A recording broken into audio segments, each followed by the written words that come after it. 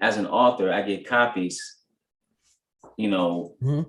at a different rate, Yeah.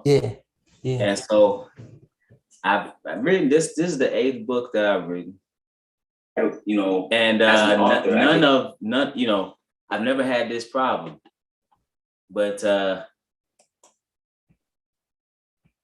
never had this problem. But they said oh, you can't order them right now. Try back. I tried 3 separate times. Then when I broke down and tried to just get the regular book like everybody else, I paid for it like everybody else. And then they said, oh, we delivered it. It never arrived. Now, either somebody took it off my porch, because they showed me a picture of something on my porch, but people usually don't take packages around here. So, and then if you taking a book, like it's not, you know what I'm saying? Man. So I don't know, brother. Now you saying they seem to have lost it. Yeah, since last week I ordered, Amazon keeps saying, oh, it will be there. It will be there. Keep saying that stuff. So I'm waiting. I actually really like the book that you published on pagan origin, Christian holidays. That I use actually like a reference, a backup reference to show people, look at this. Right? Praise most high, brother. Brother Makai, I appreciate that, brother. I'm gonna just try it for the 5th time, brother. I appreciate it. He said, "Do you want to hear it?" Nah, brother, I appreciate it. The thing is, you said a reference, but I write them all like that. I write them, they're not off in the clouds. It's something. I try to make it as plain as possible in your face. Anybody, a child could read it and then say, hey, no, this is it. That's why it has a lot of, some of those books, like Killing Black Innocence, has over 100 references in it. Yeah. But I try to make them as plain as possible. So like this last book, I wrote it in the same way. I want you to be able to go look and see this is what's going on. And you could use it as a reference to show. So that's how I try to write them like that. As supplementary to like, okay, so it'll support like or you can use it right along with the Bible if that's your subject. You're talking about paganism or idolatry or the holidays, what the Bible says, and then you got these references just to back up, Yeah, so I try to do it like that. Well, praise the Most High that you use it, that you can use it for that. So yeah. What's good, brother Khalil? Nothing much. I didn't want to interrupt. I actually was gonna say I ordered the book and I got it in like 2 days. Did you?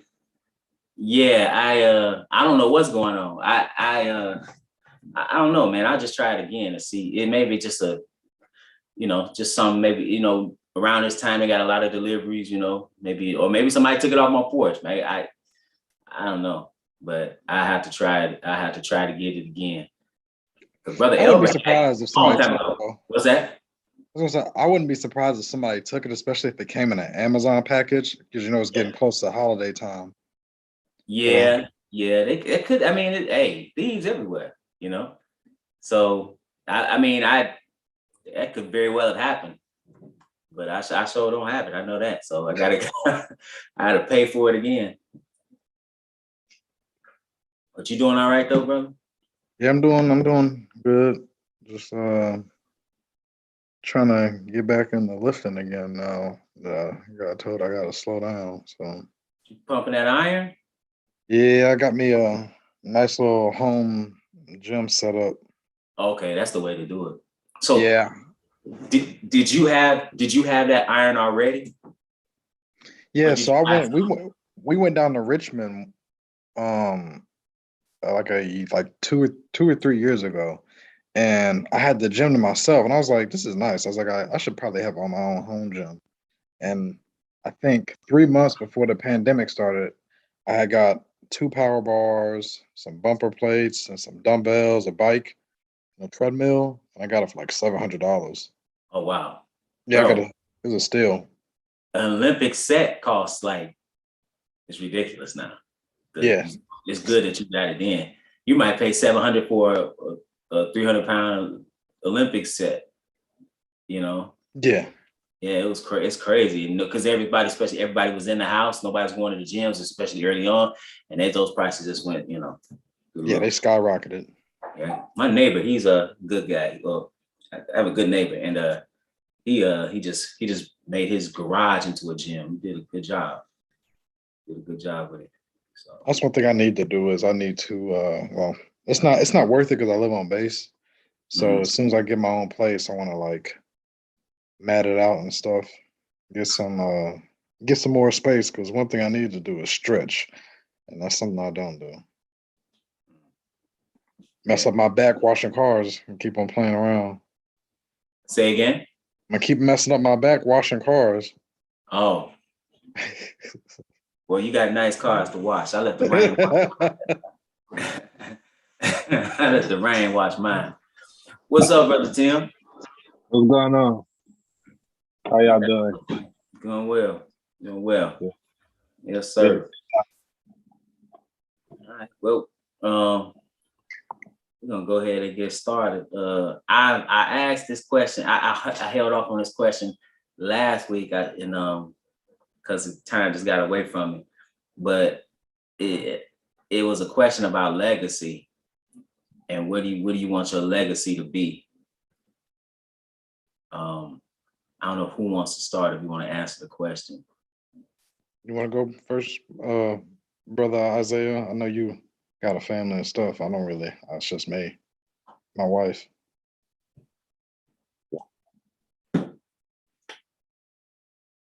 Yeah. I'll go last. Last. Hold on one second. Let me check this out. Oh, there he is. Yeah, I'm here. My legacy, everybody I meet, I could convert to this word. You know, at least plant a seed, you know, let it find their way towards it, because it's a horrible thing standing in here looking out, seeing your brothers and sisters getting washed away with this flood. So I would like my legacy, and I 51 now, right? And I always look at it like a parabolic curve, and I'm on the side where it's diminishing return. And as I diminish, right, I would like to educate, tell people, pass them on to my good teacher here, and let them get what I get. Let them understand what I get. And not only understanding that, you know, who's the most sign on is that having brothers like you guys, that we could actually think the same. You understand? And that's what I think. I would like to see more of our family, our people who believe in the word. I would like to see more of that, right? You see, like, I really admire a brother all the way in Australia. If you guys could appreciate the time zone and the difference. And I understand, because I watch cricket back in the islands, and we would have to get up early in the morning to see sunlight on their TV when cricket playing. So when we up here at 9 o'clock and he's there, right? You have to understand and appreciate this brother getting up to listen to someone across the world, right? And because of this word, it unites us, right? Through Christ, we are united through this. And I would like this to be a legacy. I would like to see the whole entire Sunday Church legacy go away, and we turn and we call upon our God and fix this world. But it is not written like that, right? But we have to try. And that is the part of my life I want to do. Just give it towards service, being a servant to Christ, to the Most High, calling the brothers and sisters to the word. That's it. That's beautiful, brother. Thank you so much. Yeah. I don't know I don't know who would like to go next. Peace, brother Austin. How you doing?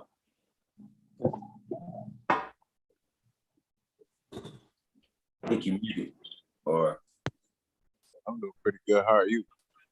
I'm hanging in there, doing well, doing well.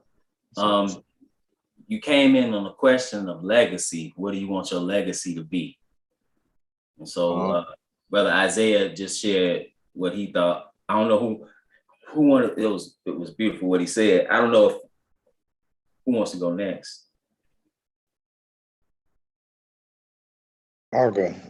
So for me, it's I think one of the biggest hindrances as far as us as a people is the lack of a culture, right? We've been given something and we refined it, but we didn't refine well, it wasn't refined as the way it should be.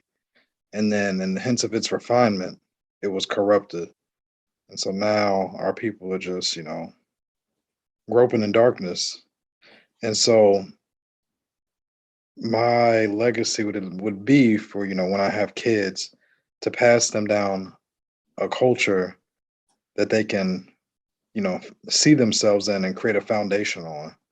And not only that, to see themselves in the book, right? To see that these people were their forefathers, and their forefathers were men of war.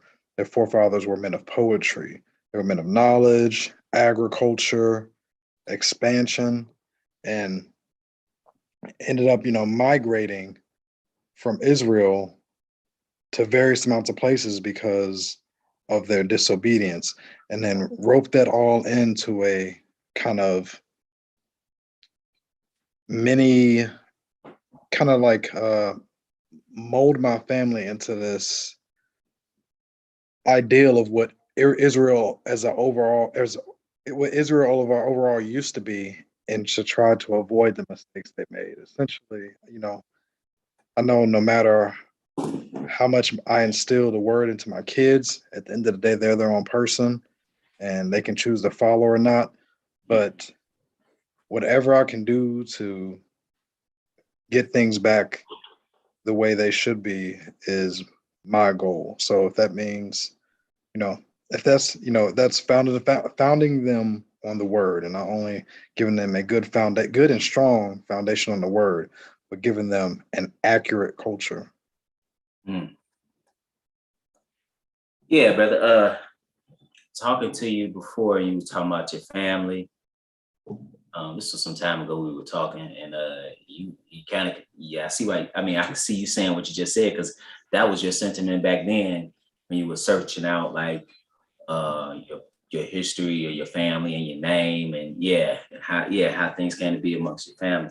So culture is so important, I always say through Torah, that's how we initially derived our culture. And because we've thrown that away, we have the culture we have in America, which is in many ways detrimental. We would get back to the law, to Torah, to mitzvah, then we would have a culture that is beneficial, and you didn't separate legacy from children. So if I could ask, brother, if it Lord's be the Lord's will, how many children do you want to have? 4 or 5, 4 or 5? Whatever I can get. He said, I heard that. He said, well, I can get. Yeah. That's a very large number by today's standards. Not saying that's wrong. I have that many. I'm just saying, like, they, I've been having people ask, when y'all gonna start having kids? I'm like, that's what married people do. But anyway, brother. That's beautiful as well. Pass down culture for a foundation. And you said something else. You said our people are people of war and poetry. And then you said agriculture and of those that migrated had to migrate to different areas and was scattered because of sin. That's the history. And when you read Torah, that history, you know, that a lot of this history, that's part of it. You pass it down. It's the connection to the law, but also to that history. It can't, you don't disconnect it. So yeah, definitely need to get back to that. Definitely. Thank you, brother.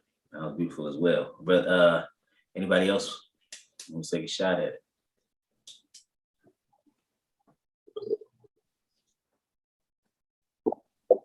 Is that you, brother Tim? Or brother? I thought brother Tim. I thought you was about to. You pump faked. I thought he was about to go too.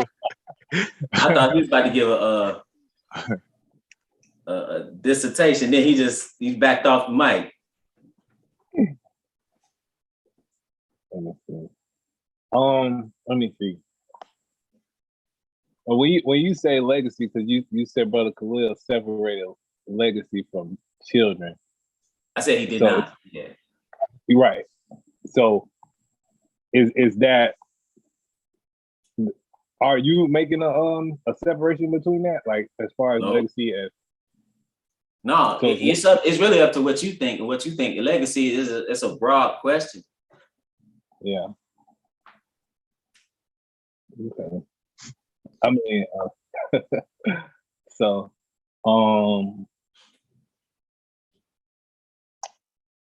legacy. I think about like how people will remember me, like when I'm gone, and a lot of times I really don't care. Just as far as the masses, the majority of people, because I do understand how people have, you know, different opinions of you and different perspectives about your personality, and a lot of it's wrong. So it's kind of, if I had an intention on someone's perspective of me, I don't have that, you know, because you're gonna believe what you believe or what have you. And like Brother Khalil was talking about his children, I think that's more so where my mind would go of, you know, how my children carry on what I did while I was on the earth. That would be how I would look at legacy and what they would do here while I was gone, and me setting them up for success or to carry on, you know, whatever I established. And like the brothers were saying, it's mainly just culture. Being able to reestablish a certain society, maybe just people with a certain you know, moral code and allegiance to each other, for them to grow up with a support system, something that many of us don't have as children, and being guided and having a direction of where to go. So being able to surround myself around family and being able to carry on that community, that would be beautiful for me. Okay. Yeah, that's what's up. Yeah, that yeah, what you said something, at least that stuck out to me. You said, how will my children carry on the work that I did on the earth? You know, yeah, that's definitely, and then having things to leave them. Yeah, that's definitely, I think is important for sure. For sure. What else did you say? I was writing down what your brothers were saying. That's why I'm going back to it. Well, how my children carry on with the work I did on the earth, and then about also what you're saying about how I'll be remembered. Yeah, that's always something that I think about, you know, because I always say it. I say it when I'm preaching, you know, like, or even when I'm teaching, whatever capacity, you know, death is the major problem and the major thing that we're all facing. And, you know, how will you be remembered? You know, oftentimes people are remembered for just a little while after they die, and then to obscurity they go, you know, and their goods are separated at the moment of their death. They go into the ground, and that's the end. for the most part. Yeah. And one other thing, like you said, about how people remember you, they can have it wrong. That's why I think it's so important not to worry about, I think we, as human beings, we worry a lot about what people think, and I think especially with men, you can't be worried about what people think about you. That'll impact what you do. What you have to worry about is, what does God think? What does God, would God be pleased, and everything else, it really don't even matter. But yeah, I appreciate that, brother. Good stuff. Good stuff. Anybody else? Brother, let's see. I don't know if Brother Makai and Brother Lawson can do it right now. What about you, Brother Austin? Yeah, I got you. Okay. So I think And how old are you now? I'm 22. 22. I'll be 23 this month. So, Okay. Yeah. yeah. Getting up there, man. Yeah, getting old, brother. Brother, geriatric. Go ahead. So I think that one of the major legacies somebody can have is their relationship with God and how that contributes to humanity. When we read and we look at all of the men in the Bible who had a relationship with God and was able to benefit the people in some manner, we read about them, and they existed on this earth long ago. So I think that is one of the most beneficial things that a person can do, is to have their relationship with God transmitted throughout time. How to worship God and how not to worship God. Dr. Naeem talk about the legacy of competence and know thyself, transmission of education, what to do and what not to do. So I think that is one of the most important things. And then also having kids that you can start a nation with and teach them how to serve God. So. Okay. Yeah, you said a couple things that just stuck out to me. You said we started a relationship with God, and you said how that relationship relates to humanity. In the Bible study, we've been dealing with mainly, we've been in Genesis for some time now, and we're mainly dealing with Abraham at this point. Yeah.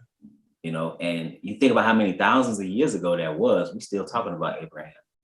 Yeah. Yeah. Go ahead. You gonna say something? No, I was gonna say that we see that Jesus was on this earth and then he became God.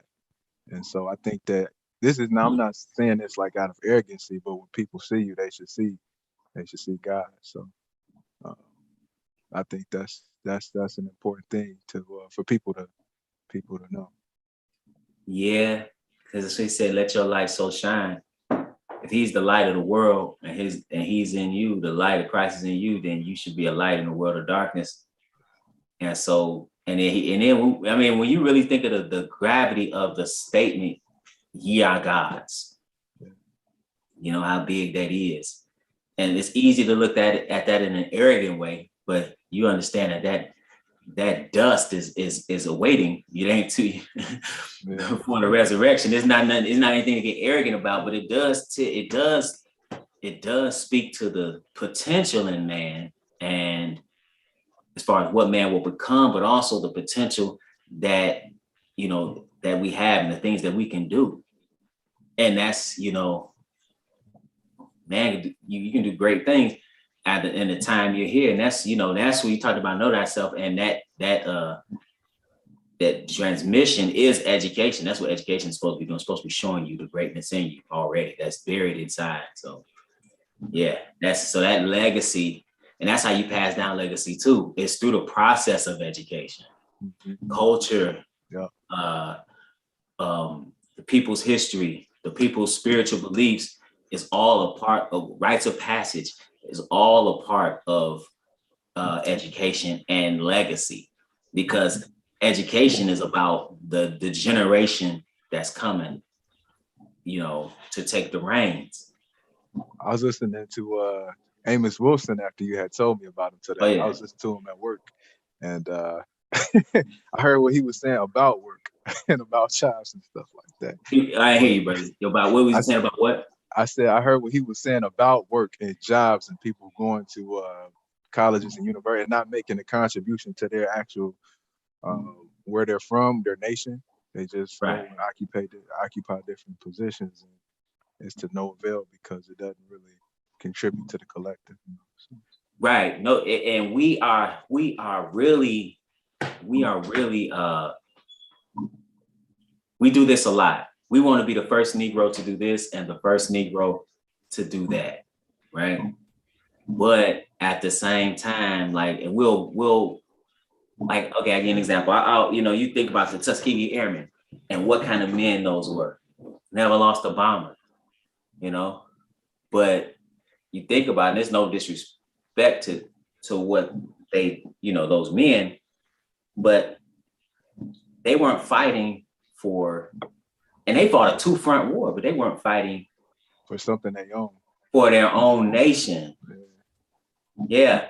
Or like like if you read Miseducation of the Negro, Carter G. Woodson's basically his point, which is what Naim Akbar, he leans on that a bit when he talks about education. It's like you're being educated to be a better servant. Yeah. And one of the things that Amos Wilson, he pointed out that I was like, man, that is, he talked about, because we sometimes, how you look at curriculum, he talks about Afrocentric curriculum, right? And how sometimes you think that's it. But he said, man, in reality, you could use anybody's curriculum. It's about your approach to the curriculum. You could, if you're teaching this, you could be learning in English classics, the classics. But if you're approaching it from a point of, I'm using this as a tool to ultimately rule. Mm-hmm. Yeah. And it's for my people, it doesn't matter what it is. Yeah. Yeah, and that's I was like, man, so but we take education, you become the better servant, and then you glorify servitude. When in actuality, you're just a better servant. Yeah. That's the okie doke. You're not being educated to rule anything. You're being educated to do what I tell you to do. Oh man, I said, wow. But Tim, you had something? That's terrible. But I was walking through the Danville Mall yesterday in Virginia. Mm-hmm. Throughout the mall, they got these old black and white photos, big photos on the walls throughout the whole mall of like the city in like the early 1900s. Mm-hmm. And they had a couple of pictures that kind of just stood out. So I ended up walking through the wall, just looking at walking through the whole mall, looking at all the pictures and reading the captions. And they had one picture that was like it was some educators, and then like I guess the whole class that they was teaching, and I was just kind of marveling and imagine like they shaping these young children on how to correspond with each other. And when they grow up, they're gonna be running the society, and the adults were kind of shaping them on how they was gonna do that. We said that, it kind of reminded me of that, and I kind of looked at that picture and kind of looked at a few. They had some athletes who won some accolades in the city, and they had a few pictures of like some younger athletes, some baseball players. They might have been like 10 or 9 years old, and it was like they training these people to entertain them. And I just kind of everything you said, it just kind of brought that up to my mind. Like they gonna give you, whatever they gonna give you to enjoy, your servitude, but at the end of it, you gonna entertain us with this sport. That's in that book. He talks about the trained dog. Yeah. The dog that's like, the educated dog knows how to bite its attackers, knows how to hunt for food. He knows how to do the things that are necessary for his survival. That's what a dog does. That's an educated dog. a trained dog jump through hoops and dance around in circles and is in a circle. So that's all entertainment. He does whatever his master tells him to do. He's trained. But none of that's going to help him in the wild. None of that's going to help him fulfill what it means to be a dog. So like, if you think about it, we're so far from that because we don't really control our education, even our approach to education. You know, so we look at it totally not how it's supposed to be. When you're supposed to educate the people you're supposed to teach them their past failures, like the brother Khalil was talking about when he was saying, this what happened to the people. What's what happened to us. Legacy of competence. Legacy of competence, right? You teach them about their past failures and their past triumphs. You from a people who God manifested himself unto, right? And you're a nation of priests. That's what you're supposed to be. So now if you know what you're supposed to be, because that's been passed down, you know what you're supposed to be doing. But what do they tell you? You hypersexual, you actually don't have a history. You dumber than the average bear. All these things, then you go off of that. You go off, or now, it's good to be feminized. What? How is that right when you see all these examples of masculinity, even amongst men who you think are peaceful? Like the broadness of the people, like Brother Khalil pointed out, he said, you got men of war and poetry. Think about that. David wrote the Psalms, but David was a rough customer. David was a man of war. He couldn't even build a temple with so much blood on his hands, but yet he wrote the Psalms. So you're a king, you're a prophet, you're a poet, you're a killer as well. Now I don't mean killer like murder. I mean you're a warrior. Maybe that's a better way to put it. You're a warrior, but you had at the same time you had the wisdom to rule a nation, and the bravery and the courage to fight a lion and a bear and Goliath and run from Saul. You got enough integrity not to kill Saul.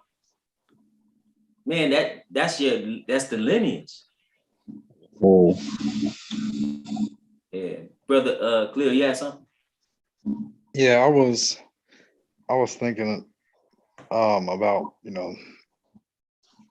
another instance of like one of them, I guess, importances of culture. I think Brother Tim said something that made me think about it. I was watching a YouTube documentary on the Kingdom of Kush, and they were saying, and here come the Egyptians to fight the Kingdom of Kush. And me, knowing that they both come from the same forefather, I'm like, oh, okay, it's gonna be black folks fighting black folks.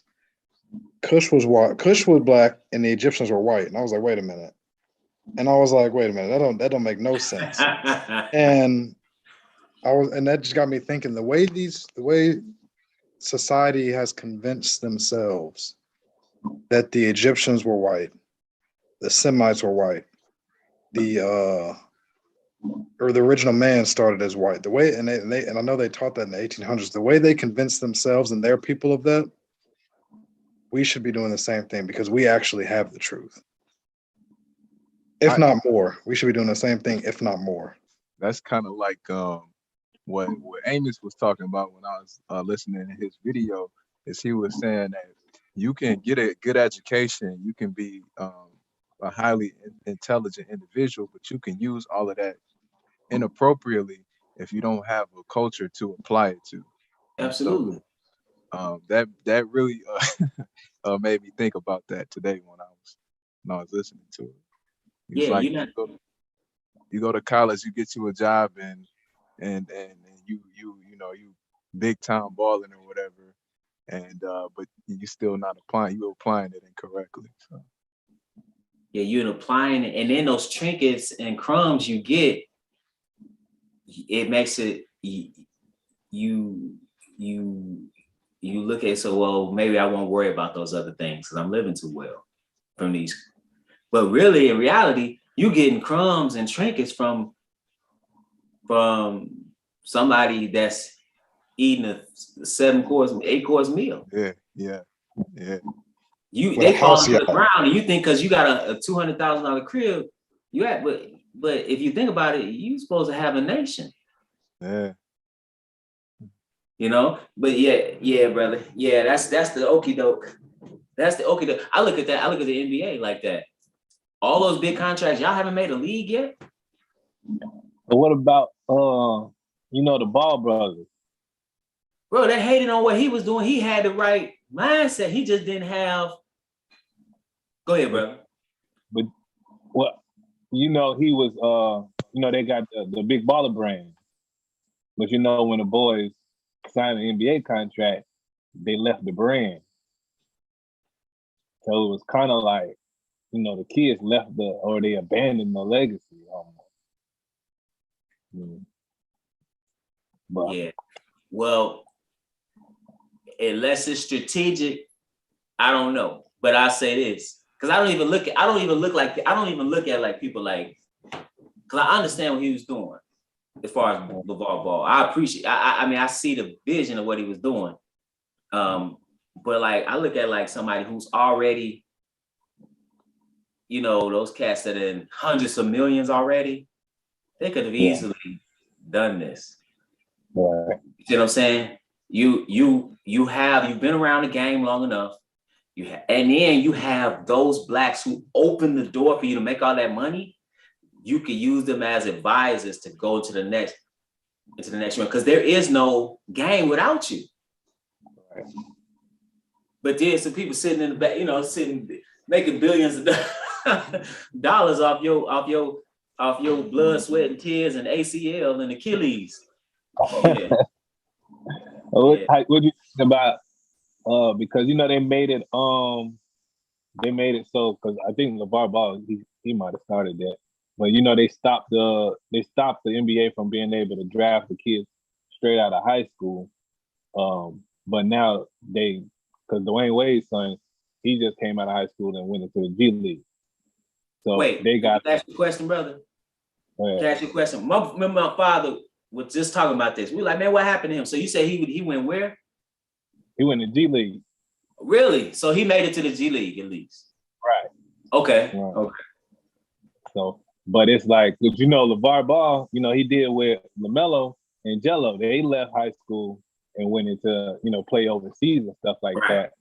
It's just seeing they skipping, the college education, and I guess it's a part of maturity that they missing. I guess through that process. Through the process of maturity in their game or maturity in their behavior, or both? Not in the game, but I guess just maturity in I guess in a manner, in a way of living. I guess it applies to the game as well, because you develop as a player when you play in a structured program like that, but they still playing in the league, but it's like it's a different structure, you know what I'm saying, from the NCAA, and you going over here playing with grown men as opposed to being with your peers, and you might have to, play JV ball for a year or what have you. But just even like with the education, it's just and ain't no telling how many years you have to play in the G League until you get drafted from a team. But I'm just looking at like, the quality of not just a player, but a player included, but even as a person that you would coming out of 3 or 4 years of college and just coming 17, 18 years old, just going straight into a profession. Yeah. I was about to say something else and I forgot what I was about to say. Sorry. No, you're all good. That's not your fault. It just slipped my mind. Man, anybody else have anything on that? On legacy? Peace, brother. Brother Wayman. We're talking about legacy. I don't know if you want to add in your thoughts. And that question was what you want your legacy to be. Oh, let's see if I can get my picture up here. And peace to you. you. Hear me? Yes. Yeah, peace to you as well. Oh, that's a good question. I'm trying to give it some thought. Now, you got it. Yeah. Let me see. Let me get the camera up. There you go. Yeah, I would think that. I mean, my thought about a legacy was simply that I was pursuing the Lord. That's the legacy I would want. That I was trying to do what thus says the Lord under any and all conditions. That's the kind of legacy I would like to have. All the other, everything else, what you build, what you do, how much time you live, and all of that uh, is not important compared to if you were someone who has been pursuing the Lord from the time you can remember or anyone can remember you. That's the legacy I would want to have for myself. And that's not what I have. So that's the legacy I would want to have. But that's why I can look at younger brothers coming in who have an opportunity to do that the entire length of their lifetime, and don't shy away from that. Forget about the money, the cars, and anything else, or what you may do in your life. But of course, if you're pursuing the Lord, that you're gonna have a behavior that's going to be pleasing in His sight. So you're not going to do things contrary to that because you're pursuing it. So I would want to have that kind of legacy, and I would think that that would be the legacy that we read about. We read about all these other, people in the Bible who have that legacy. That's why we're reading about them. They're still living. We talk about them all the time. That's the kind of legacy I would like to have. All right, brother. Yeah, that's that point you said about the young. That's made me think Ecclesiastes 12 in verse 1, where it said, "Remember now that I created in the days of thy youth, while the evil days come not, nor the years draw nigh, when thou shalt say, I have no pleasure in them." So he basically, Solomon is saying that obviously the best time to worship the Most High is in your youth before those evil days come. And the evil days are pointing to the time of old age, where the body breaks down, and the evil is the pains and different things that go along with the deterioration of the body, leading to death. He said, so yeah, absolutely. And then what you said, also made me think of where the Messiah says, where he says in Matthew 6 and verse 32, he says, well, after all these things that the Gentiles seek, for your heavenly Father knoweth that ye have need of all these things, but seek ye first the kingdom of God and its righteousness, and all these things shall be added unto you. So yeah, it made me think of that as well, putting things in perspective, because we can't go paper chasing, can't go trying to find, trying to make sure we make as much money as possible. Right. And that's not really, put that at the forefront as opposed to putting what we need to put at the forefront, which is the Most High. Yeah, so I appreciate those words, good brother. Praise the Lord. Yeah, praise the Most High. I don't know if anybody else had anything on that. Did somebody just get off the hill? Who was? What's that? No, I thought maybe somebody got dropped down. Maybe brother lost. Okay, maybe that's what it was. Okay. So none, brother Khalil still there. Okay. Something's different on my end. Anyway, nothing else on legacy. I meant to ask that last week, and I appreciate you brothers your input on the topic. So I was writing down what you were saying, and made me think about some things. Y'all all each had a different thing that y'all added to it, so appreciate it. Well, nothing else on that. Okay. Let's see here. What else did I have? Why did I send y'all in the text? Sometimes I just earthquakes. Okay, earthquakes was one. Yeah. I don't know if y'all saw this, that they had all it, and I just saw it today actually, where they had like 55 earthquakes off the around Oregon. Yeah, like in a 24-hour period. Let's see if I can pull up the article. Give me 1 second.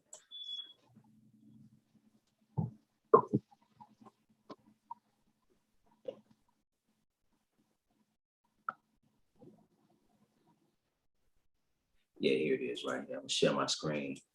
It's just something. Sometimes things happen and say it's the end, but this is from Business Insider. This is from yesterday at 4:33 p.m.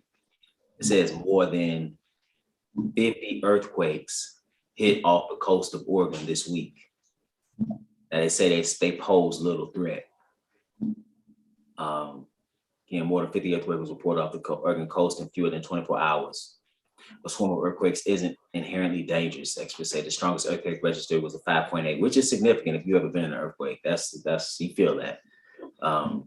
They didn't think it would pose a tsunami risk. Let's see. Strongest, 5.8, enough to cause slight damage to buildings and other structures. But Tuesday's cluster of earthquakes took place roughly 250 miles offshore. I think about that, and people don't talk about. They try to downplay the idea that earthquakes are not on the increase, and things go up like this and down, just like the weather, the climate goes up and down. But we, over the course of these past several decades, number of earthquakes have increased. And we look at the Bible when it talks about it, it doesn't say that they're gonna be necessarily catastrophic. You're just gonna have more of them, which is what we're seeing. So yeah, that's just something to keep an eye on. I guess this is okay. Yeah, if you watch something like this, you see how it keeps getting. Let's see. This is just in this area. How they're increasing over the number of years. I don't know if you brothers can see that. Let's see. In 2007, so it's getting more, having more and more just in that area. And that's really all over. When you look at it, it's all over.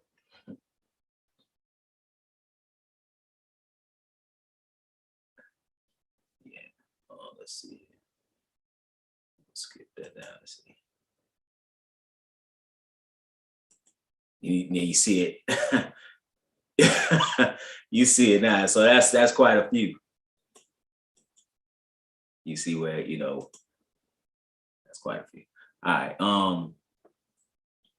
What else did y'all brothers have? What else did I have to find out what I seen? There's a lot of articles I looked at. That would make me severely uncomfortable because I think Yellowstone is like a super volcano or something. It is. It is. As they say that if that erupts, it'll be a problem all over this country. But they've been waiting on that one. That's supposed to be a big one. You're supposed to also be expecting a big one off the coast or around California as well. But they've been saying that for how long? You said that made you nervous. Yeah, that would make me nervous. Yeah. Oh, Yellowstone would. Well, the earthquakes. So many earthquakes being in the vicinity of Yellowstone. I think it's like a state over or something like that. Yeah.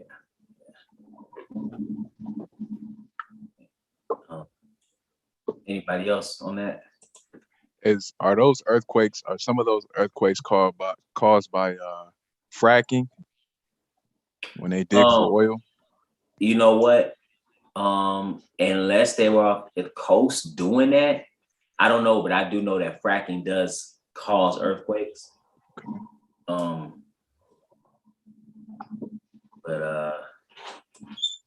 I didn't read that was caused by fracking there, so I'm not sure, brother. I'm not sure on that one. And Yellowstone is in Wyoming, just so we know where it's at. So it is in that area of the north, so the northwest. Let's see what else. What else did I see, y'all good brothers? I'm trying to find it now.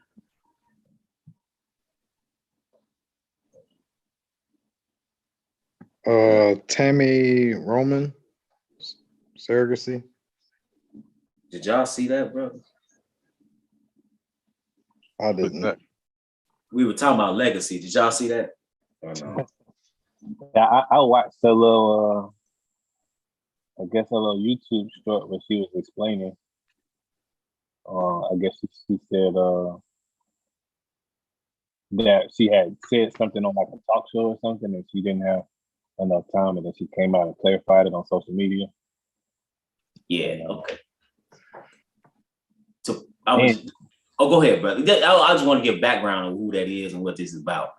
So this is a sister on you remember The Real World? She was on one of those first casts of The Real World back in the day on MTV. I guess she's been in real. I don't watch reality TV, but I happened to see this. I don't even watch the show that it was on, but I just happened to see this where she's in her 50s now. She's 51, and her husband's a lot younger, and he has no children. He wanted children. I guess they had tried to have children, couldn't. But she is up in age, and she told him, at least on that show, I watched that snippet, that she stated that she told him that he could have a child by another woman, then they can come back together, and she would actually help raise the child. And and it was funny because we've been reading, but I immediately thought of Abraham, Sarah, and Hagar. I'm not saying these people are believers. I'm not saying anything like that, but the situation in the sense of one and being unable to have a child. And then she talked about her career as well. So that was a whole nother aspect of it. And I believe he declined, right? But what I thought was interesting was their reaction, the women, and you read some of the comments, they were taken aback, and how could you allow, basically like they wouldn't allow their husband to do that or anything like that. I just want to know now. I don't know if y'all had any thoughts on it, but that's just the background of what we're talking about. I've been seeing a lot of young guys marry older women who have like money and stuff. And Really? yeah, I think it's Erica Badu. I think she married some guy. Yeah, I did see that. Was young. Well, I don't think they're married though. They're not married? I don't believe so. Okay, go ahead, bro. So I don't know. I think that as you see things progress in the future, then maybe that'd be, something that might be more common. But Max, why you say that? I mean, why it's just more common? Because I think that there's gonna be a lot more. There's gonna be a lot more women who are not able to have children because they've waited so long to postpone the marriage and having kids and stuff like that. So. Well, yeah, but you think they'll marry young men, or they just because these guys? I mean, the one in both of those cases, there's like I think 20-year age gap. Yeah. I mean, I could see it. But I don't know for sure, but I could definitely see something like that happening though.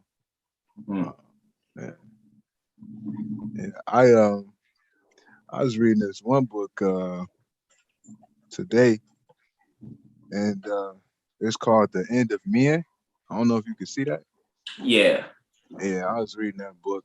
There was a YouTuber who had mentioned it, and I read it. And in one of the chapters, the author was talking about how the dynamics was changed so drastically that America would be opposed of like two dynasties. And one would be women, and then the other one would just be men. And so she also had. Say that again, because I haven't read The End of Men yet.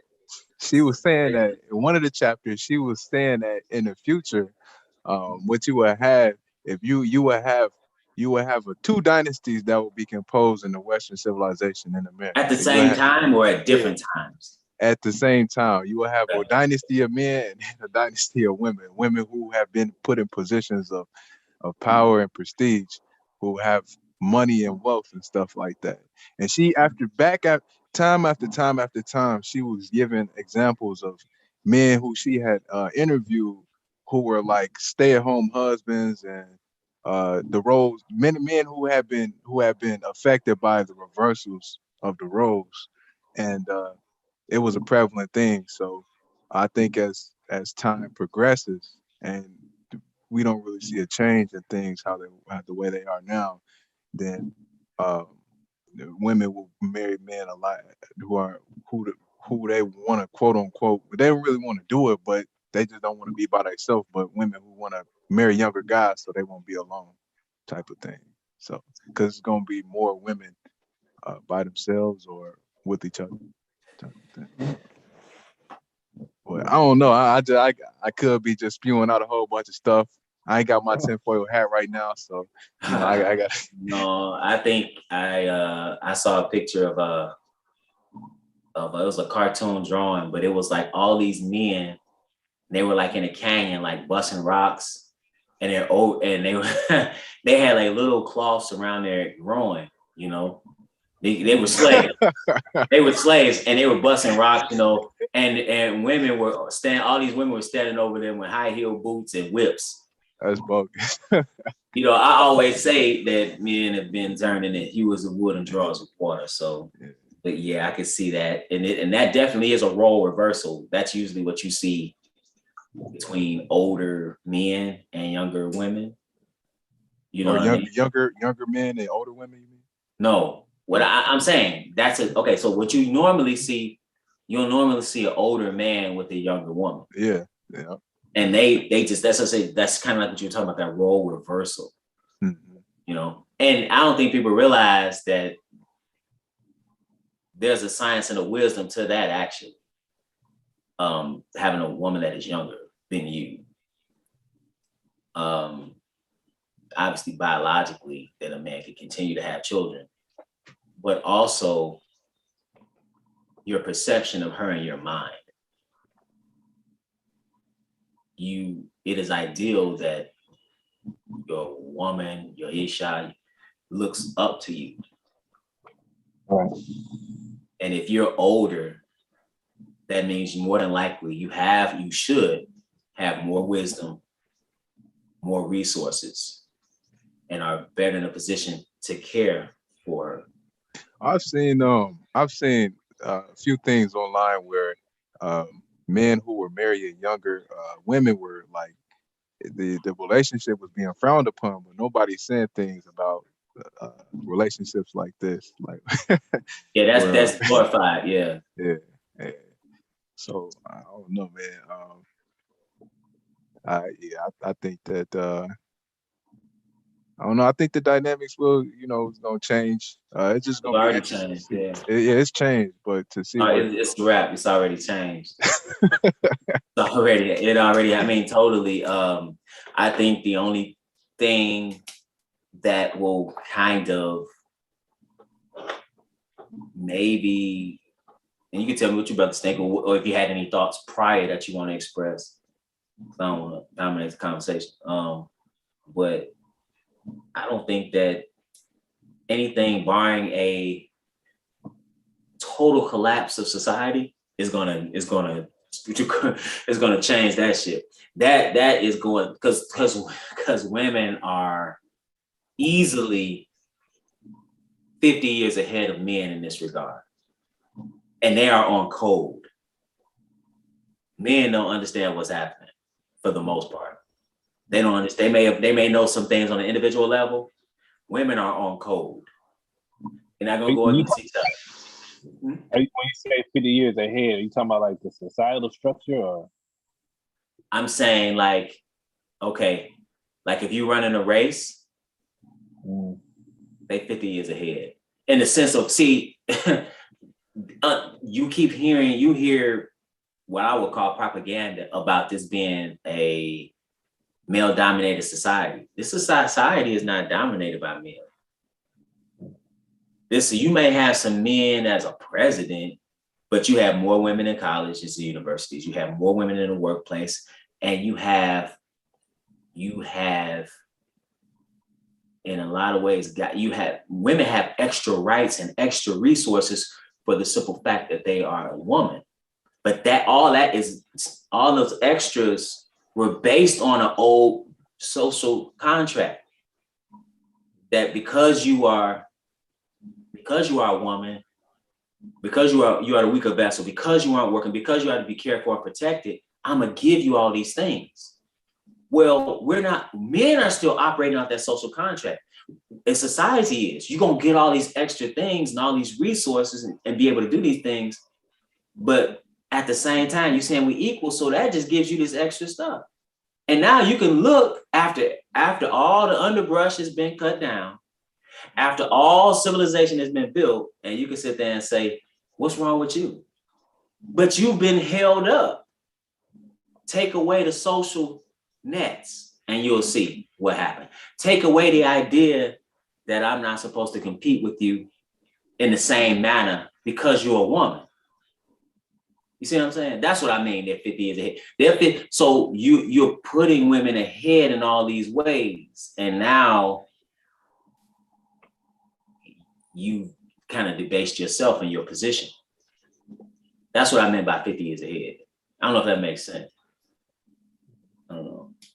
Yeah, one thing that the author had mentioned in that book, and I'm not going to spoil it for those who intend to read it, but one of the things that she had mentioned was that when roles were sort of in place, she had mentioned some articles or some whatever, it was some sources that she had mentioned where the men who failed to be in that provider role or failed to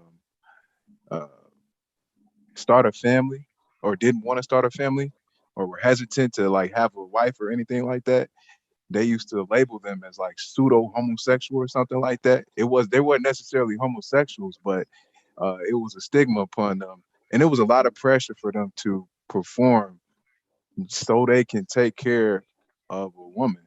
And I think that they often that's a narrative that's not often, that's a different narrative that's talked about today. So Yeah. you usually hear they beat their wife or something like that.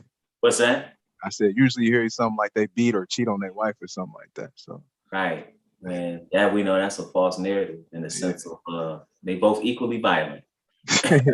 Men and women are equally violent, almost equally. If you look at today's definition of infidelity, they are equal, almost equal in that regard, statistically. yeah. But Yeah. that's interesting though. It's surrogacy.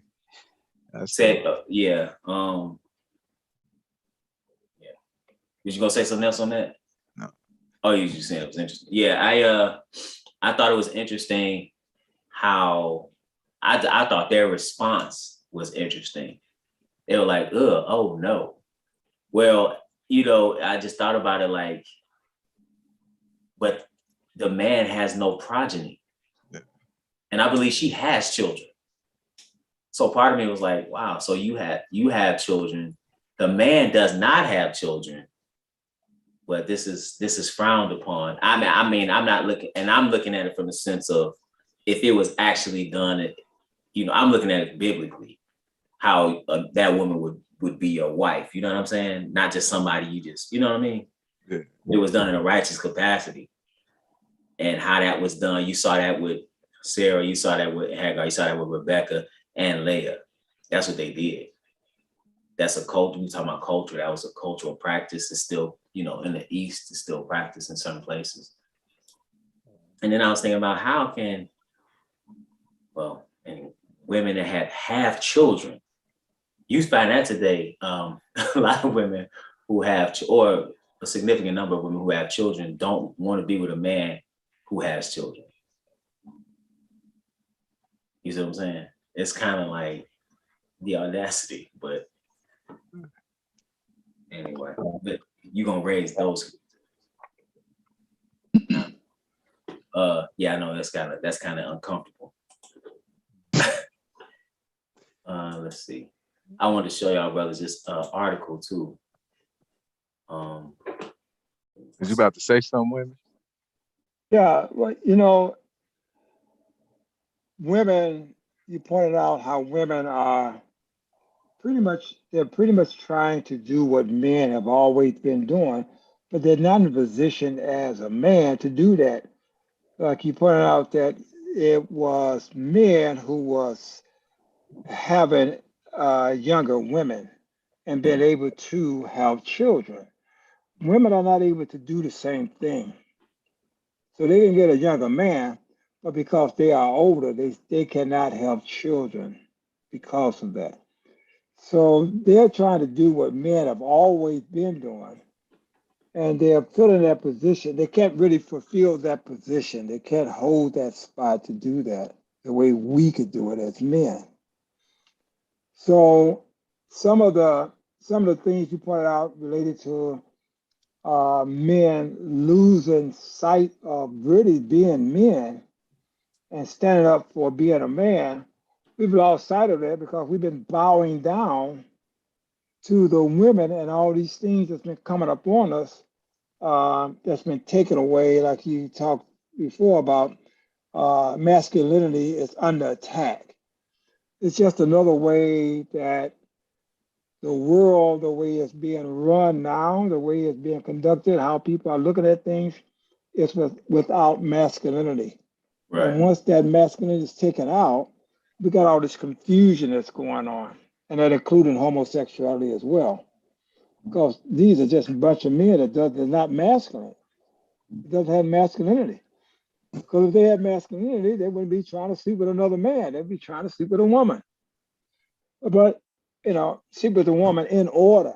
When I say that, I'm not talking about out of order in terms of they have married a woman and they have committed themselves to that woman, and that woman committed themselves to them. They've been espoused. She's been espoused to them. So not in violation of the word, but in an order that, of course, all the orders been taken out. So we're not even dealing with the word anymore, as it relates to how we should behave. So, and I guess to kind of go back to touch on me talking about how I want to be remembered. There's a lot of things in life you could accomplish. What if you build a spaceship and flew it to the moon and came back and you build it yourself? That would be a great accomplishment. But what if you end up in a lake of fire? They talk about you also winning the whole world and lose your soul. So how important is any of that, of all that? Yeah. Yeah. Go ahead, brother. I'm answering calls. Y'all go ahead. I don't know if I lose you. I may have to come back. Okay. I also want to point this out too. This is an article that I saw. Give me a second. We talked about this before, but this is in relation. It's a few days ago. America's looking down the barrel of population collapse. The long decline in the U.S. birth rate continues. 2020 saw the fewest babies born relative to the population of women between 15 and 44 of any year in American history. So they just got the data from that. It takes a while to get that. And a recent poll found the fraction of non-parents between 18 and 49 saying that they were very likely to have kids fell from 32% in 2018 to 26% this year, while the fraction saying they were not too likely or not at all likely increased from 37% to 44%. So we talk about legacy and progeny. People are not looking at this at all, as they don't want kids. They don't want kids. They said there are strong reasons to think these trends will only escalate. Absent major changes in the next decade or two, the American population is likely going to start falling fast.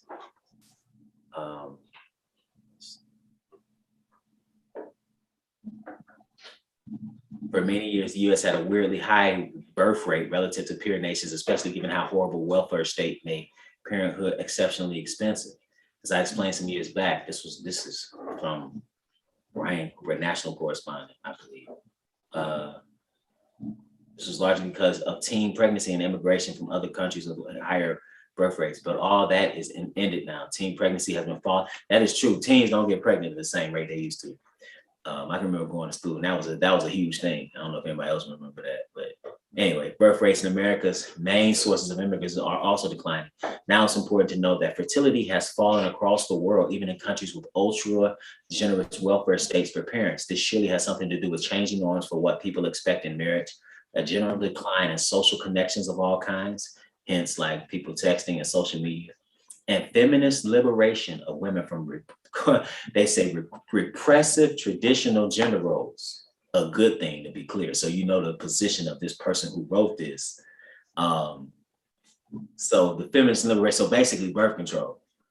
So you can have all the illicit sex you want without the fruit of that illicit union. So, and that's causing all these birth rates to decline. And yeah, I don't know. It was another article I want to show you real quick. Fine. I don't know if anybody had anything on that birth rates. I was gonna say I'm not surprised because people don't want to have kids because they want to live their lives. They feel like kids is gonna tie them down. They think they say they say it costs a lot of money. Nobody knows how to talk to each other and interact anymore. And then, most people under the age of 26 is just on some foolishness. Somebody really wants to get together and have kids. And if they do get together and have a kid, it's typically by accident and they don't want to do it again after that. Yeah. This is also another article in relation to that. Even amongst married people, U.S. married couple households with children fall to record low. So the number says, this is from Bloomberg. I said the number of U.S. homes with a married couple and kids fell to a record low, according to new government data, as the pandemic further delayed weddings and more adults don't plan to have kids at all. Kind of what we were reading in the other article. The share of the U.S. is 130 million households headed by married parents with children under age 18 fell to 17.8% in 2021, down from 18.6% last year, and according to the Census Bureau, that's down from more than 40% in 1970. By absolute numbers, there are just 23.1 million homes with nuclear families, the fewest since 1959. The pandemic, it says again, delayed marriages over the past 2 years, adding 6 months to a woman's age at first marriage, the most since 1987, to now 28.6. So that's when, if a woman does get married, the average age is almost 29. You missed almost a decade of having babies compared to like, because we know biblically, that's when you're considered an adult. The Bible applies that that you're an adult at 20. But so now in the 50s and 60s, women typically married at 24 years of age, and 20 years of age, and 22 years for men. Now it's almost 30. Think about what is happening, and forget that. Think about what's happening from the time she's 16 years old to the time she's 28 or 29. What do you think's happening in that time?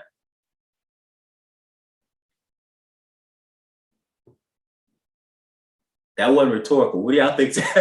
What do you think is happening in that time period? She having fun. She's living her best life, but not really though. Right? She's having fun, living. Anytime you hear this phrase, girl, live your life, you know what that means. That means basically don't worry about being in a committed relationship, being married. Live your life. That means you have these illicit partners, illicit sexual interactions with all these partners. Live your life. But at the same time, call themselves a queen. Impossible. Right. One thing that and I this is my last time mentioning it. But one thing that book was talking about was it was saying that it was saying that so the author, she went and interviewed a whole bunch of freshmen at In the college. university. Yeah. Okay. And so they were giving her their experiences that they've had with multiple people and stuff like that. And so of course it's very sorted. But one thing that she had mentioned was that she was explaining that a lot of these women will use their their sex as a means to as a means to get to a certain level of prestige and to also postpone an actual true relationship.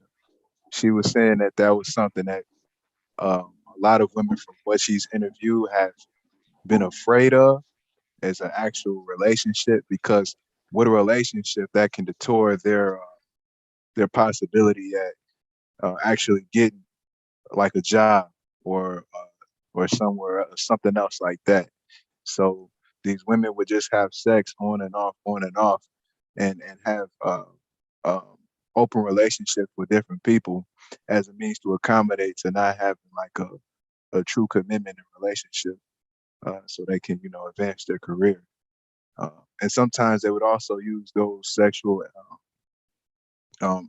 experiences and encounters to get to a level of prestige. Uh, that's exactly what it was meant for. So uh, they explained it quite well. But I know can y'all hear me? Did I freeze? Listening. I'm listening. Okay. I'm thinking I have to get that book because I Yeah, it's believe real. I saw the professor. I mean, not professor, but the author on a television show. I've heard of that book, but I haven't read it yet. It's old. It's older, right? I don't know. I Early don't know. I think 2000s, mid 2000s or something. yeah. But It's still pertinent. I'm not saying that. I'm just saying like I know it didn't just come out this year. I think I've seen her in an interview, and that's why I heard the book. I just haven't read it. yeah. So, but that's unfortunate though. That's gonna be.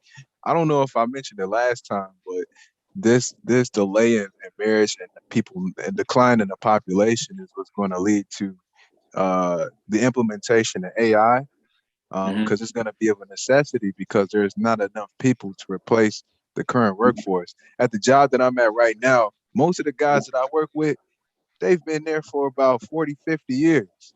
And so I asked one of the supervisors that I'm under, like, what's going to happen to where y'all getting y'all new workforce from? And he was saying that most of the time they try to get as many people as they can in a position, and they actually it used to be a process that they would have to go through to get to a certain part within the job in order to make a certain amount of money, but they just skipped that process altogether because of how lacking the amount of workers there are at the position. And so he was saying that usually it's a struggle to find people because they don't pass the drug test, or there's not a lot of people there's just not a lot of people that's actually putting in a resume. So Now, what kind of credentials do you have to have? you don't have to have it's not like a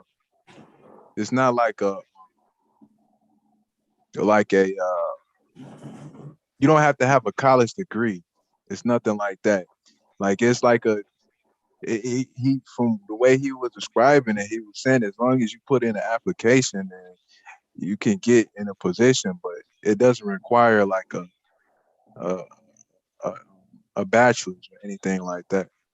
You got your GED, you good. It's basically the position they have is like it's very laborious to the point where it doesn't require a lot of intricate thinking.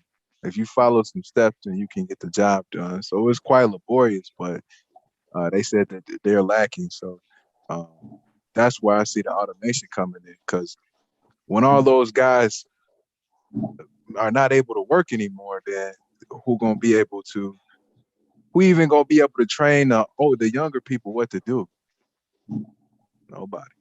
So And AI, that's kind of like we talked about before. Japan is seeing that, where they're using robots for companionship more. They're using robots for like to work a lot of jobs. I saw like It was a hotel. It was run just by robots.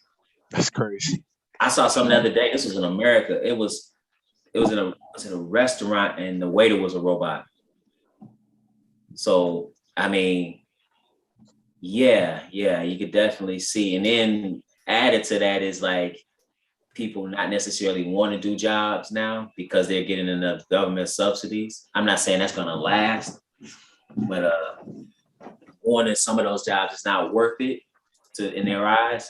So now you see some of those jobs, like you talk to young people, what they're getting paid an hour, and then some of those jobs are not, they're constantly looking for people. So yeah, but AI, yeah, it's gonna be a problem. It's gonna be an existential crisis because a lot of times who people are is tied up in what they do. And if they have absolutely nothing to do, then who are you? All right. Yeah. So, anyway, I don't know if anybody else had anything on that. It's separate from what Austin was saying. I don't think it's back to women and like, having fun and living their best life. I don't think they truly realize what happens. First of all, the first time that they have sex, and then consequently every time after, I really don't think they understand what happens to their body. Or maybe they don't care. I think they don't understand, because if I was a woman and I knew, I would think, I'd be like, that's disgusting. I don't want that for myself. Are you referring to all those men remaining a part of her? Yeah. Yeah. I believe it's that's science, but also the psychological aspect of that. And I talk a lot about emotional baggage, psychological baggage, because there's a unspoken, at least in the minds, at least especially early on, for a female, usually up until you get to so many partners, it's just not the case. But it's an unspoken promise that person is going to be with you. And then when that person is not, you're just going from partner to partner to partner. You're being imprinted by these individuals. That's not good emotionally. And then on the flip side, you're pushing something and striving for something that actually doesn't bring you happiness. I want this career. We were talking about you just a servant earlier. You're just a servant. So you're looking for this career to be fulfilled, and so often, at the same time, something inside of you is yearning for a baby, is yearning for a husband, because you were literally made for a man. That's what a woman or Isha is. She was made for a man. So you're not, so you're not fulfilling that. And you look at the life we live in the West, that's causing that psychological disturbance that so many are on psychiatric medication. It's a quarter of women on psychiatric medication in America. It's because of you fell for the okie doke. You called it the traditional, like the one article, throwing off chains. They're not realizing that when a household has to have two people working in it, that's the okie doke by the system. You should only need one income. Yeah, any man that has a job, he should be able to take care of a family, send those kids to school, buy a house, buy a car. That's how it used to be. Now you have two people working, and one of them has two jobs, and their kids are in daycare, which doesn't make any sense. But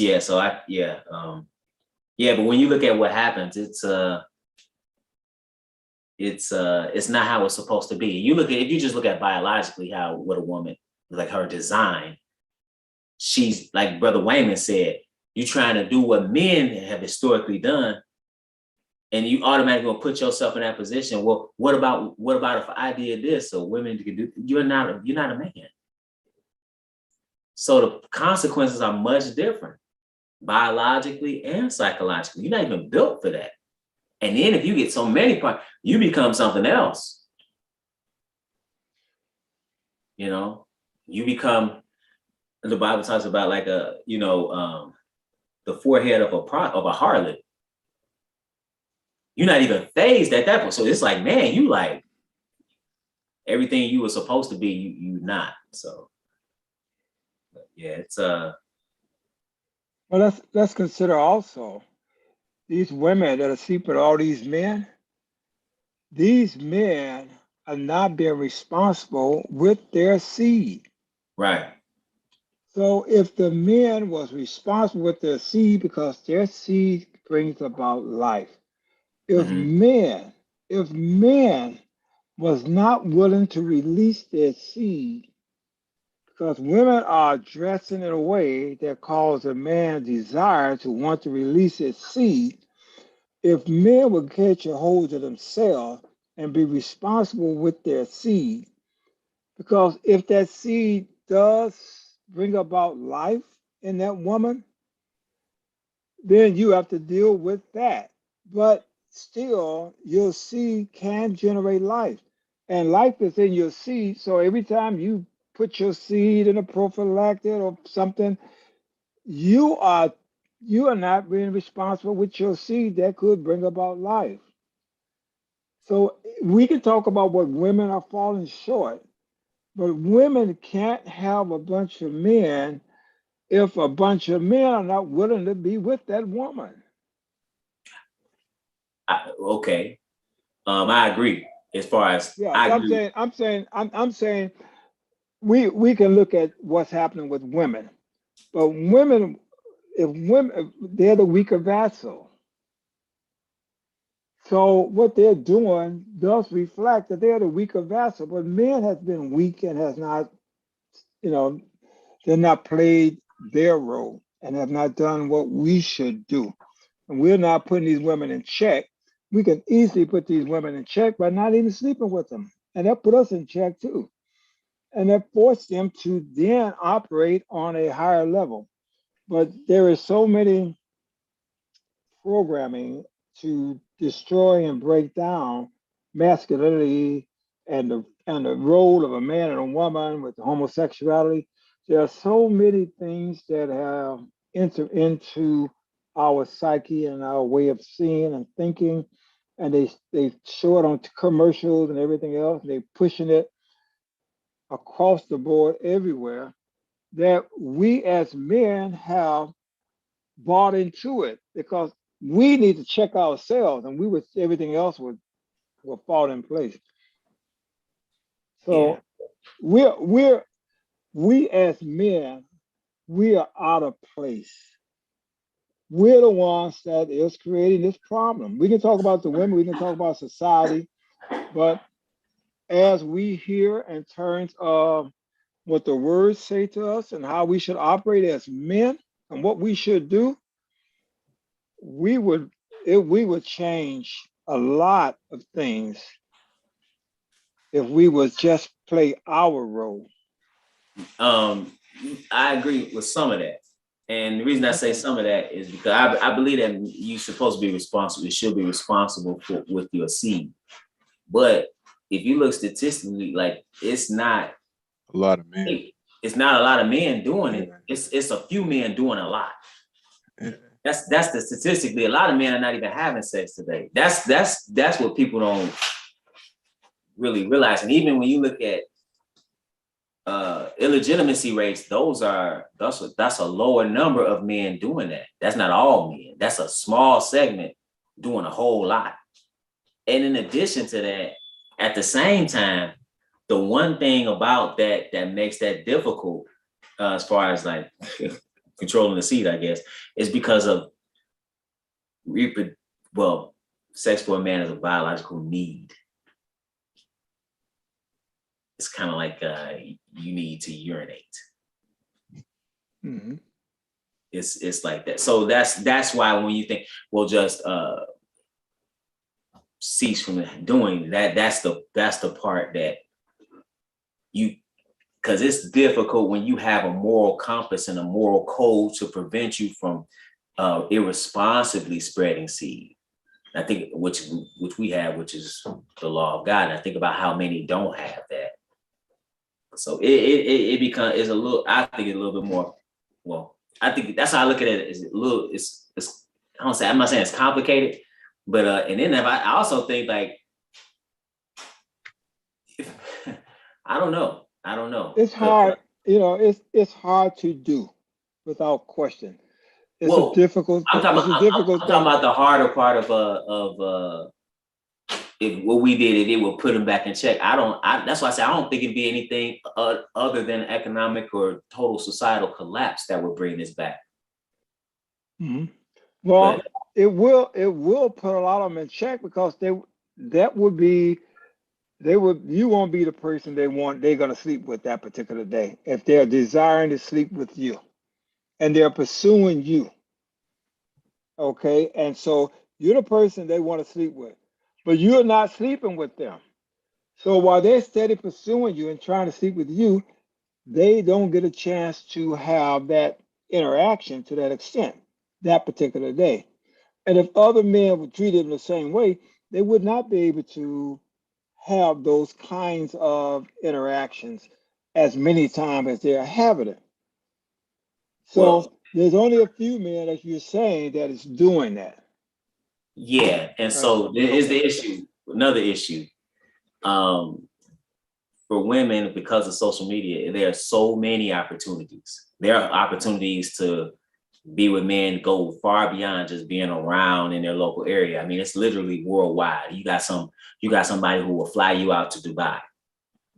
Okay. So that's a problem. And then so it's very, and as far as to be sexual for a woman, it's very simple. All she has to do is breathe and go outside. It's literally that simple. Also, So why there's did that take always it going to so be a difficult? man that's going to This, bed these. yeah, that's what I'm saying. So it women are able to do that because of the men that are involving themselves with them, and it may be a few, but that's why they're able to do that. That's why, because we're pretty much out of control in terms of our behavior and what we're doing in these relationships. So we may not be able to check the women, but certainly it would influence the women because usually women does take their clue from men. And women will be more submissive to a man that they want there to be their soulmate or their husband. Um, so they will operate if they find somebody who is being a man. And if you are operating as a man, the women, they, in most cases, in many cases, they will recognize that to an extent. But then you got to be sure you pick the right woman. So as a man, you got to be able to go out there and determine which woman is going to be right and is doing the right things that is going to help you to achieve the things that you're trying to do. We are not doing that as men, like you said. There's only a few that's doing these things who's looking at women and their shapes and what they're saying, and they're doing the things. They're being responsible with their seed. For some reason, they just want to release their seed. They don't want to keep their seed inside of them. They want to release their seed. I know we have that desire to do that, but we need to do that more responsibly. I'm not saying don't do that. I'm just saying we have to learn to be more responsible and take better care of our seed. And we want to put our seed somewhere where it will produce something that we want. Farmers just don't plant anywhere. I mean, I mean, I think we're on one accord as far as selection goes, as far as men, being responsible. I think there's other factors though that it's not. I think so. Things are so far gone, and the circumstances are such that we could try to get ourselves together as men, and then still you have these same issues. And the other thing, I don't know if, you see so many bad decisions that are made as far as the selection of men. I don't see like that idea of choosing a good man. I don't really think I'm not saying to collect a whole absolutely, but when you look at the circumstances, there's a lot of dumb choices. Yeah. Because of the attraction for different for not for integrity, not for work ethic, not for spirituality, but for other superficial reasons, from just solely what an individual looks like or even a selection of an individual, because like things like swagger or things like I'm gonna choose this individual because, well, I know he doesn't have a job, I know he's not in school, I know he likes to play the game, PlayStation, but that's why I can control him. Right. Right. So that's submission. Right. I think that's for most women, that's out the window. They don't want to do that. That's why I say societal collapse or economic collapse is the. But there's a video going around on Instagram of this guy going up and asking young women, if they would rather have a man that works a 9 to 5 or a man that was a scammer or a drug dealer. The only one that said her man has to have a 9 to 5 was the white woman. I take it these are young women, right? Yeah. All of them, the rest of them wanted scammers and drug dealers. They want quickly. You see what I'm saying? Like that whole selection. That's why So okay, I can understand that. So if you were looking for a woman, would you choose a woman who was interested in a scammer or a drug dealer as a man? Looking for a woman, okay, I'm not even gonna put myself in this. So somebody with sense looking for a woman, or me. Let me say this: they make bad decisions and make selection, and then suffer consequences for that. Hence, you whip a child by yourself. You see what I'm saying? They're making those decisions. And you look at the welfare system, how it was put. You got a lot of bad decisions that are being made. So, yeah, it's not the same. I'm not. I guess what I'm saying is simply this: when you look at the confusion that we're looking at today and the problems that we have, the greater responsibility is on the men. That's all I'm saying. And I don't disagree in what regard, though, brother. I'm not saying that you said it's on men. In regard, in terms of how we should behave, how relationships should be, the greater responsibility is on the man. So two people could come together, but the greater responsibility is on the man. We're going to be the one held more responsible for what's being done. Just like Adam was held more responsible from the beginning. So it falls on us as men.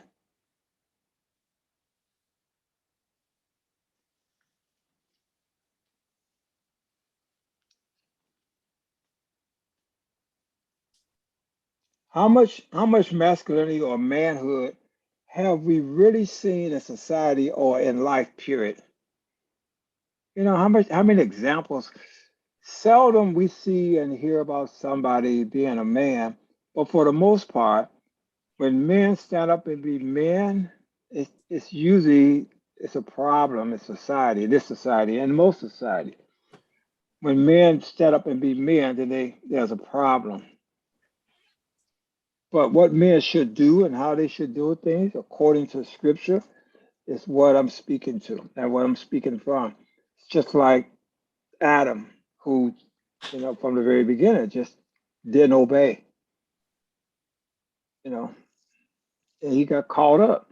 He didn't obey. We've been doing the same thing. We've been doing the same thing every generation. We keep doing the same thing. We keep doing it.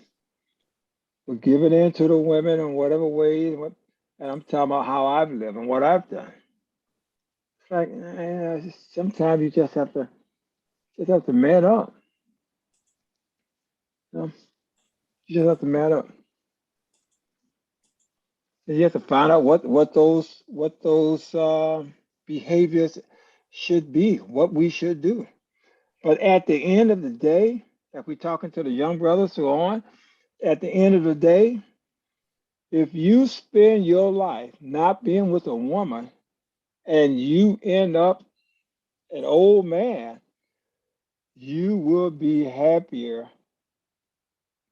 as an old man, not having gone through a lot of the things that you could have been dragged through, having a woman or women that will be detrimental to you. As he talked about, it's better to sleep in a corner of a housetop than in a wide house with what do you call the woman? Bro, Yeah, Right, brawling or contentious argue. yeah, That was just argumentative. right. So yeah, you want to make sure that who you select, because it's not going to give you that kind of. It's going to be obedient, and also going to be pursuing what you're pursuing. And we're not doing that as men because nobody's really reading the book and understand that this is what we ought to be pursuing. This is what we should be about as men. So, like you pointed out, and even your lesson say, hey, Adam should have told Eve, hey, get away. We're not doing that. I'm not following that. No, you speak as one of the foolish women speak. That's what. And we're not saying that. Our women say stuff and do stuff. And how many men have said, you speak as one of the foolish women speak? Oh, okay, I'll try. Oh, we'll do it. We'll go over there. We don't do it. We're not doing it. Yeah, well, and there's no social. I know society and social Yeah, and there's no all the social problems that are set up consequence, against or us. and there's no impetus or there's no reason for them to do it. There haven't been examples. There has No, just haven't.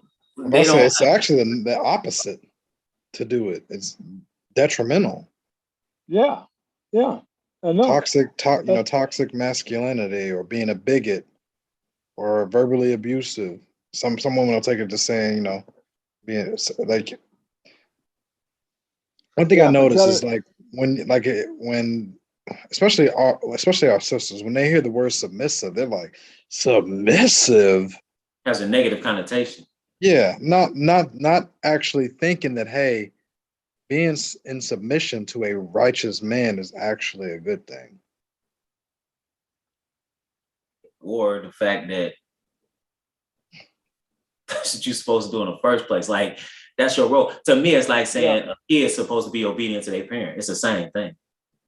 They don't look at it like that. Like, even like I was talking about, even in that surrogacy case, the women that I showed the video. I didn't show the video, but you probably saw the clip. I was watching it, but they said I would not allow him to. Like, who are you to allow a man to do anything? You see what I'm saying? I wouldn't allow him to, or permission. Right. So this, because you got the father, you got God, you got the son, you got man, woman, and child. So the permission don't come from below; it come from above. So that's why I can understand saying somebody, I don't want to be with you in that initially in that situation or something like that. They decide not to be with you, but to get permission is something that's the one in authority does not do to the subordinate. And there's just a hierarchy there. So that's, yeah, brothers. Yes. I don't know if anybody had anything else. Nothing else. I think you got that the steak thing, teacher. Oh, I'm gonna have to say that one, brother. I'm gonna have to say that one. Yeah. What's that? Yeah, where's Brother Albert? I haven't seen him. You know what I was gonna call that brother? Because I haven't seen him either. Yeah. He's usually on Bible study. I haven't seen him in a while. All right, Brother Albert, where are you? We're looking for you. Yeah, I'm gonna actually text that brother. I was thinking about that yesterday, and I didn't get off until this evening today. So yeah, I'm gonna text that brother, see if he's all right. All right, Yeah. Tom. All right, y'all be safe. Our Lord willing, I see y'all for Bible study tomorrow. Lord willing. Lord willing. All right, peace. Peace, family. Peace, everybody. All right.